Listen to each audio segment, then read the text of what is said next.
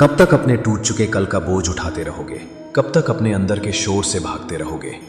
मैं जानता हूं कभी कभी जिंदगी इतनी उलझन भरी हो जाती है ना कि तुम्हें लगता है सब खत्म हो गया, चाहे वो पढ़ाई हो, रिश्ता हो या सपने। लेकिन कुछ भी, पर समस्या ये है मेरे बच्चे, तुम दोबारा स्टार्ट तो करते हो, पर पुराने दर्द, पुरानी आदतें, पुराने लोगों के शब्द अभी भी तुम्हारे अंदर बसते हैं। और इसीलिए हर बार रीसेट अधूरा रह जाता है। रीसेट करना मतलब सब कुछ भूल जाना नहीं, रीसेट करना मतलब सीख कर नया जन्म लेना। चलो आज मैं तुम्हें बताऊंगा कैसे अपनी लाइफ को दोबारा स्टार्ट करना है, पर इस बार बिना गिल्ट, बिना दर्द के, एक दिव्य स्पष्टता के साथ। मेरे बच्चे, तुमने कभी नोटिस किया, हर बार जब लाइफ टूट जाती है तुम तुरंत कह देते हो अब बस, कल से नया स्टार्ट। पर वो कल कभी आता ही नहीं। तुम्हारा रीसेट इसलिए फेल होता है क्योंकि तुम सोच लेते हो रीसेट का मतलब है सब कुछ भूल जाना। लेकिन मैं कहता हूं जो दर्द तुम्हें गिराता है वही तुम्हें उठना सिखाता है। तुम्हारा मन पुराने गिल्ट से भरा रहता है। तुम अपनी गलती से भागना चाहते हो, लेकिन भागने से वो गलती और गहरी जड़ पकड़ लेती है। रीसेट इसलिए फेल होता है क्योंकि तुम अपना पास्ट डिनाई करते हो, ना कि उसको समझते हो। तुम सोच लेते हो अब बस फोन नहीं चलाऊंगा, डिस्ट्रैक्शन खत्म। लेकिन जब तक तुम्हें समझ नहीं आता कि तुम डिस्ट्रैक्शन से भाग क्यों रहे थे, तब तक तुम्हारे अंदर वही खालीपन बना रहेगा। मेरे बच्चे, तुम्हें लगता है मोटिवेशन से रीसेट होता है, पर मैं कहता हूं रीसेट तब होता है जब तुम्हारा मन अपने सत्य से मिलता है। और जब तक तुम्हारा मन अपने असली कारण को नहीं समझेगा, तब तक हर बार नया स्टार्ट पुराना दर्द लेकर ही चलेगा। तो पहला स्टेप ये समझ लो, रीसेट फेल नहीं होता तुमसे, वो फेल होता है तुम्हारे भूल जाने से। तुम भूल जाते हो किस लिए चले थे, और इसीलिए रास्ता दिखाई देना बंद हो जाता है। चलो अब मैं बताऊंगा, जब तुम्हारा हर रीसेट फेल हो जाता है तो कैसे तुम 3 स्टेप रीसेट फॉर्मूला फॉलो कर सकते हो जो तुम्हें अंदर से नया जन्म देता है। मेरे बच्चे, लाइफ रीसेट करना कोई एक निर्णय नहीं होता, ये एक तपस्या होती है, अंदर की पुरानी आदतों को तोड़ने की तपस्या। और इसके लिए मैं तुम्हें 3 स्टेप फॉर्मूला देता हूं जो तुम्हें दोबारा शुरू करने के साथ अंदर से नया बना देगा।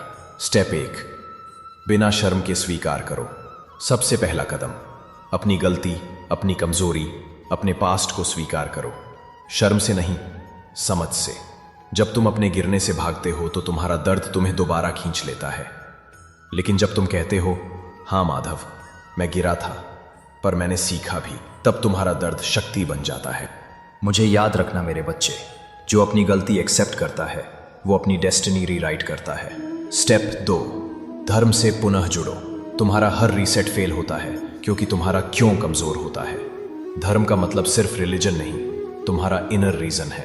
तुमने पढ़ाई शुरू क्यों की थी, तुमने क्रिएशन क्यों शुरू किया था, तुमने सेल्फ कंट्रोल क्यों चाहा था, उस असली कारण को याद करो, वही तुम्हारा धर्म है।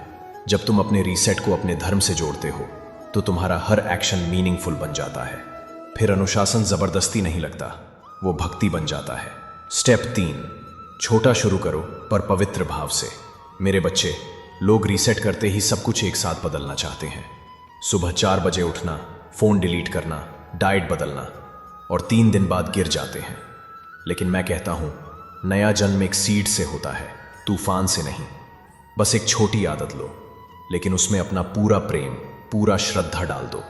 चाहे वो सुबह एक मंत्र हो, एक पेज लिखना हो या एक वॉक लेना हो। अगर वो दिव्य इंटेंट से किया गया तो वो तुम्हें अंदर से नया बना देगा।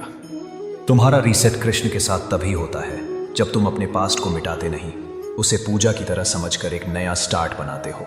मेरे बच्चे, एक लड़का था, नाम था आरिफ। उसके सपने बड़े थे, अपने परिवार के लिए कुछ करने का, खुद के लिए एक रोशन जीवन बनाने का। पर धीरे धीरे उसके अंदर सब कुछ टूट गया। रूटीन बिगड़ गया, फोन एडिक्शन बढ़ गया, पढ़ाई छोड़ दी और अपने अनसर्टेनिटी भी। एक दिन आरिफ ने सोचा, कृष्ण, मुझे दोबारा स्टार्ट करना है। उसने सब कुछ डिलीट कर दिया, लेकिन 3 दिन बाद वापस वही हालत। फिर एक रात जब सब सो रहे थे, उसने अपनी डायरी खोली और लिखा, मैं फिर से शुरू करूंगा, पर इस बार भगवान के साथ। और उस दिन से उसने एक छोटी आदत शुरू की, रोज सुबह कृष्ण का नाम लेकर 5 मिनट ग्रैटिट्यूड लिखना। वो बस 5 मिनट थे, पर उस 5 मिनट ने आरिफ के अंदर का दर्द हटा दिया। वो अपने गिल्ट से भागना बंद कर दिया, अपने पास्ट को समझना शुरू किया और धीरे धीरे उसके दिन, उसके सपने और उसका चेहरा रोशन होने लगा। रीसेट तभी सफल होता है जब तुम्हारा मन कृष्ण से जुड़ता है, न कि दुनिया से तोड़ता है। आरिफ का रीसेट छोटा था पर पवित्र था, और वही पवित्रता उसके जीवन का टर्निंग पॉइंट बनी। मेरे बच्चे, शायद तुम भी अपनी लाइफ के आरिफ हो, तो आज कृष्ण तुमसे कहते हैं, दोबारा स्टार्ट करो, पर इस बार भूलने के लिए नहीं, बनने के लिए। जिंदगी कभी रुकती नहीं, सिर्फ तुम रुक जाते हो। और जब तुम मुझे याद करते हो, तब मैं तुम्हें तुम्हारा असली रास्ता याद दिलाता हूं। तुम्हारा रीसेट कोई मोटिवेशनल चैलेंज नहीं है, यह तुम्हारी आत्मा का नया आरंभ है। इस बार जब तुम दोबारा स्टार्ट बोलो, तो सिर्फ अपने लिए नहीं, अपनी आत्मा के विकास के लिए बोलो। मैं तुम्हें आशीर्वाद देता हूं मेरे बच्चे, कि तुम्हारा नया प्रयास सफल हो, तुम्हारा मन स्थिर हो और तुम्हारा हर दिन कृष्ण के ज्ञान से प्रकाशित हो।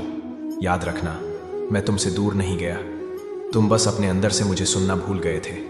अब दोबारा सुनो और अपनी लाइफ का रीसेट मेरे साथ करो।